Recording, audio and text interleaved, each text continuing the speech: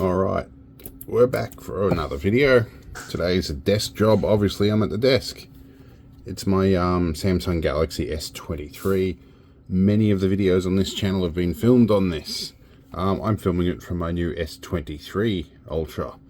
A little while ago, and I don't know which order these videos have been recorded in, but a little while ago I was eating an egg and bacon roll. I think I've got a photo of it here. Anyway, I bit into it and some liquid egg shot out almost a meter, landed straight on the camera lenses. Usually not a problem, and I went, well, I guess it's a waterproof phone. We'll go and clean this off. So the phone had been sitting out in the full Aussie sun and was quite hot, and the water was much colder than expected, and thermal expansion, one of the little lenses here did a little crack and it sucked water in under the camera lenses. The phone itself still seems to function okay. But a couple of hours later, these lenses started fogging up, and that is not a good sign. It means you've got water inside. So I, in the field, peeled off the little lens protectors off this, put a bit of alcohol in it to try and soak out some of the water. Now, I'm not sure if you can see up in here, but there is a little bit of a mark on the interior lens here. There's a two-stage element in here. I've tried my best to get that clean. I've flooded it with alcohol and everything, but there's still a mark on it. It's just never quite going to be the same again. And there are some little senility issues with this that I'm not quite sure about. Generally, once you get any sort of moisture in a phone like this, it's generally not long for this world. But we'll show you what the cameras look like. I spent a lot of time yesterday cleaning up these little bezels, and I've ordered some replacement glass. So I've already replaced this at a really uncomfortable cost of nearly 2,000 Australian dollars. It's money I really didn't have to spend, but at the same time, phones have kind of become essential with a lot of this, like, you know, the COVID passes and your identification and your cards and your two-factor authentication. I really need a reliable phone, so didn't really have a lot of choice in that. I did have a choice in what I purchased, but, you know, I'm sort of a double-edged sword. I'm filming YouTube on this a lot of the time, so anyway, I'm going to try and use this as a secondary camera. I can see if I can log in here for a moment. Okay, so we logged in with the camera here. I'm not sure if you can tell, it is a little hazy. If I go to this one, there's a bit of haze around the edge where there's that bit of a mark. It can largely focus through it.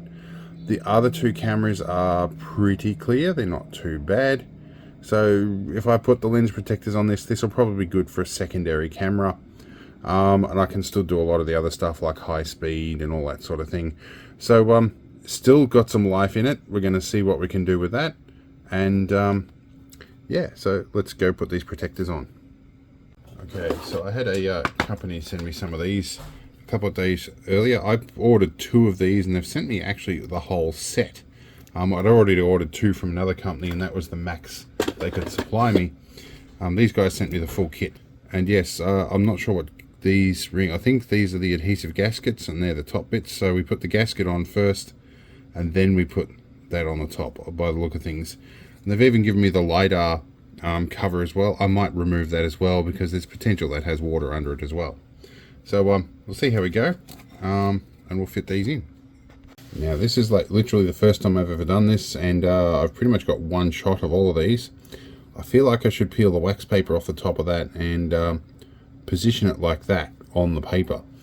These aren't spaced correctly to do all three at once, unfortunately, but that does feel like that's the correct place to put that. So let's have a shot at this. Let me find some tools. Right, I've had to pick an unusual angle just to keep the camera out of the way of my hands. Let's see here. I have cleaned everything thoroughly with alcohol. This is going to be a difficult little thing to peel up. I may need to use a tip of a sharp blade or something. Let's take the blade out of my utility knife here. See if I can peel this up. Is that the whole... Oh, that's the whole ring is coming up. That's not what we want. Well, I guess in for a penny, in for a pound. Let's pick it up with a blade here and try and position this carefully.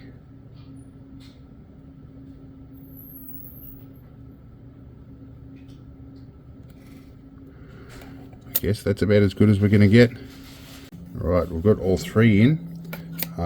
What I'm going to try and do is just help adhere this around by pushing with the tweezers here a little bit just to stick it down. But we'll see how we go. I do have a scalpel blade somewhere. Is this the paper off the top? That feels like the paper. Okay, we'll leave that edge up for the moment, and we'll prep one of the glass bits here. It's nice, and it's always when somebody wants to message me. Let's drop this down. It's always when you want to do something that somebody calls literally right in the middle of your filming. So we'll film the other one going back on in a moment. Alright, let's try again, and hopefully my mate named Josh doesn't try and call me again on Facebook Messenger. I get calls at like 6 o'clock on a Sunday morning for people that have forgotten that I'm not in business anymore. Let's peel this off. Okay, take you off. Take this here. Position very carefully. And push down. I'm going to leave a fingerprint on here, but at least I'll be able to clean it afterwards. The paper off, if I can find a spot where there's a gap. I think I've got to do this side this time. Peel you up. Take that off. Come on. Careful not to get a fingerprint on the inside edge of it, because you will never ever clean that off without peeling these off. And these are actually glass, as I found out. Kind of expected them to be plastic lenses, but no, they're actually glass. Okay, we'll tackle this one in a minute. We'll get these pushed on with a bit of rag. Take my especially clean rag and just give it just a bit of gentle downward pressure, not too much. We don't want to break it, but we do want to set the glue properly. All right. Okay, we'll be back for the next one. Okay, so cup of tea just arrived, much appreciated, and we're going to put one of these rings on. Let's see if I can stick that corner down. This one is going to be a little bit cockeyed, I think. Can we lift you up? Anytime I sit down to concentrate, that's when everybody wants to message me, and people get wonder why I disable notifications on things. Okay, this one we have to reposition slightly. There we go. I think that's probably about as good as I'm going to get. There we go. It's the top one.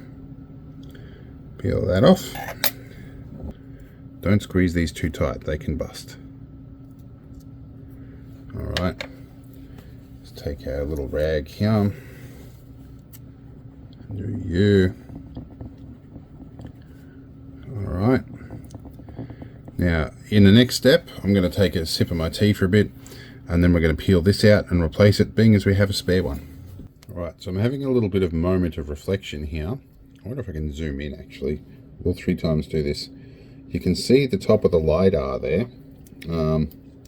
This is, it looks a tiny bit foggy in there.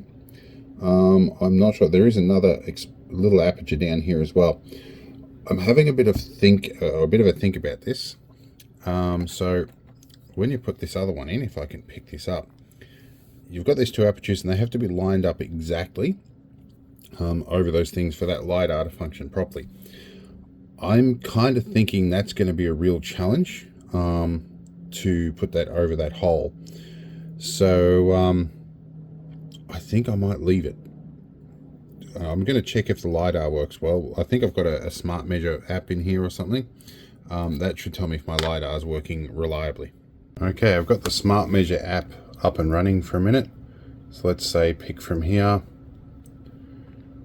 tap from there and move along. That's pretty alright. What I might do here is actually, I'll do that for a minute. I'm going to stick a ruler up. Alright, we've got a ruler up here, and we're going to start at the one end. It is a little fuzzy. I think we're a bit close for it. And go to the end of that. So that says 31 centimeters, and I went right to the very end of the scale there. So I'd say the LiDAR is pretty accurate looking at that. Focus is not so accurate, but this is designed for distant stuff. Take a look at the camera focus here. Yeah, it's pretty clear on that. When we switch to the other lens, there is that sort of haze on it. Oh, geez, it doesn't like following my hand up and down here. That's a bit weird. That's a new update. They did that with the update, and it actually was causing some problems. The 3 and 10 times zoom are not too bad. It's definitely usable as a secondary camera. Now, the focus is a tiny bit better with stuff. I may let the glue set for a minute, and it could be also that I've got a fingerprint on the outside of that glass as well. But anyway, definitely better than it was. I'm happy that I've been able to resurrect that a little bit. But anyway, for 4 years of harsh abuse in my care, I'm surprised this thing, it doesn't have a cracked screen yet. So we're doing very, very well. Anyway, hopefully that's been useful for you guys. And we'll move on when there's another video.